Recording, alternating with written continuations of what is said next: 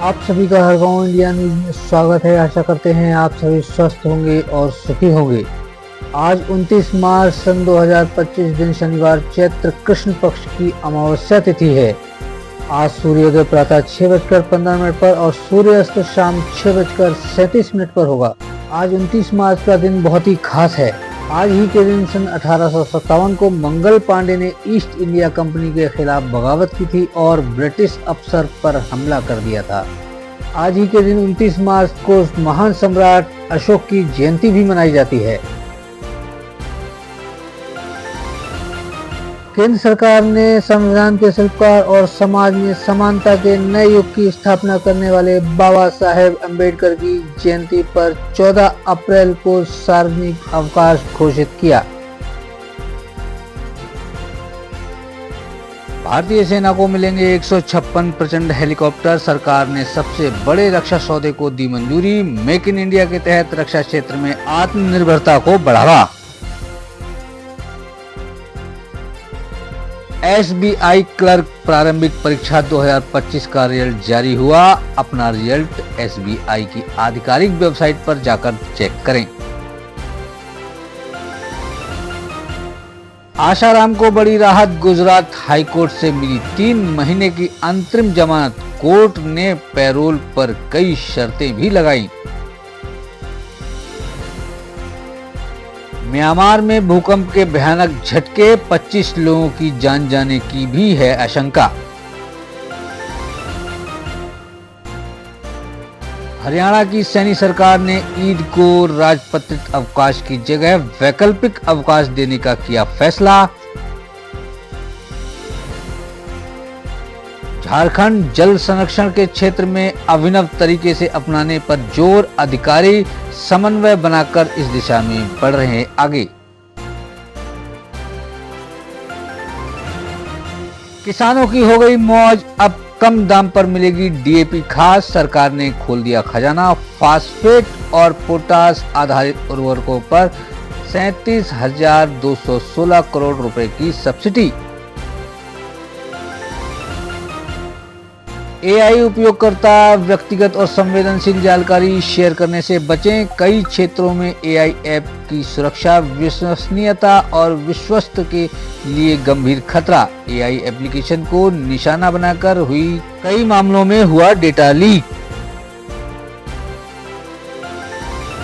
भारत आज दुनिया की 5वीं सबसे बड़ी अर्थव्यवस्था बना। निश्चित रूप से प्रौद्योगिकी का बहुत बड़ा योगदान डिजिटल भारत को पूरी दुनिया ने देखा। बिहार की कोसी मेची अंतरराज्यीय लिंक परियोजना को प्रधानमंत्री कृषि सिंचाई योजना त्वरित सिंचाई लाभ कार्यक्रम के अंतर्गत शामिल करने की मंजूरी। मार्च 2029 तक होगी पूरी। 3,652.56 करोड़ रुपए की केंद्रीय सहायता भी मिली। पश्चिम बंगाल की मुख्यमंत्री ममता बनर्जी ने भारत को 2060 तक दुनिया की सबसे बड़ी अर्थव्यवस्था बनने पर जताई असहमति। भाजपा ने विदेशी धरती पर देश की छवि खराब करने का लगाया आरोप। विपक्ष के कई सदस्यों ने सरकार से विमानन कंपनियों की मनमानी को नियंत्रण करने और हवाई किरायों की अधिकतम सीमा तय करने की मांग की। वहीं समाजवादी पार्टी के आनंद भदौरिया ने कहा, हवाई चप्पल वालों को हवाई यात्रा का सरकार का नारा हुआ विफल। प्रधानमंत्री मोदी ने कहा, भारत आज वर्ल्ड ऑर्डर में सिर्फ भागीदारी ही नहीं बल्कि भविष्य को आकार दे रहा। साथ ही वैश्विक चुनौतियों का सामना करने के लिए दुनिया के देशों से एकजुट होने का आह्वान भी किया। ग्लोबल साउथ के देशों की जरूरतों की रक्षा और से निपटने के लिए अंतर्राष्ट्रीय सौर गठबंधन की स्थापना भी की। पाकिस्तान की आर्थिक स्थिति कमजोर। मलेशिया हॉकी महासंघ ने अजलन शाह कप के लिए खेलने को नहीं किया आमंत्रित। पाकिस्तानी अमीर हुसैन ने शहबाज सरकार से कहा कि मलेशिया सरकार का बकाया न चुका पाना हमारे लिए शर्म की बात। सोना हुआ महंगा, गोल्ड ने तोड़े सारे रिकॉर्ड। 10 ग्राम का भाव पहुंचा 92,000 के पार। सिल्वर की भी बड़ी चमक। एक्सपर्ट ने कहा कीमतों में जारी रहेगी तेजी। प्रधानमंत्री नरेंद्र मोदी के जिगरी यार का बड़ा तोहफा। ईद से पहले यूएई ने 500 से ज्यादा भारतीय कैदियों को दी माफी।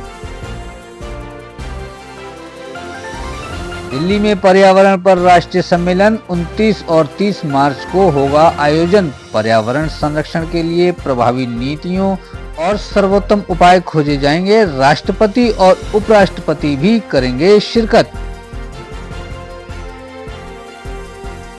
महाराष्ट्र कांग्रेस संगठन में होंगे बड़े बदलाव। नियुक्त किए गए पर्यवेक्षक, नए चेहरे को मिलेगी अहम जिम्मेदारी। तिलक भवन में प्रदेश कांग्रेस मुख्यालय पर कांग्रेसियों की हुई मीटिंग। सभी निरीक्षक अपने अपने जिलों का करेंगे दौरा। 15 दिनों के भीतर अपनी रिपोर्ट प्रदेश कांग्रेस को सौंपेंगे।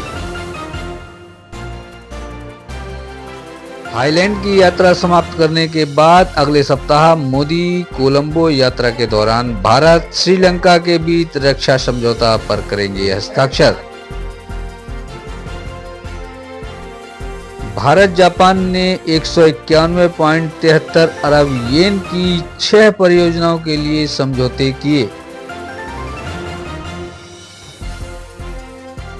हिमाचल प्रदेश में बिजली उपभोक्ताओं की मौज। प्रति यूनिट लगभग 20 पैसे की सस्ती मिलेगी बिजली। जो उपभोक्ता 300 यूनिट से कम बिजली खर्च करेंगे उन्हें 15 पैसे की मिलेगी राहत।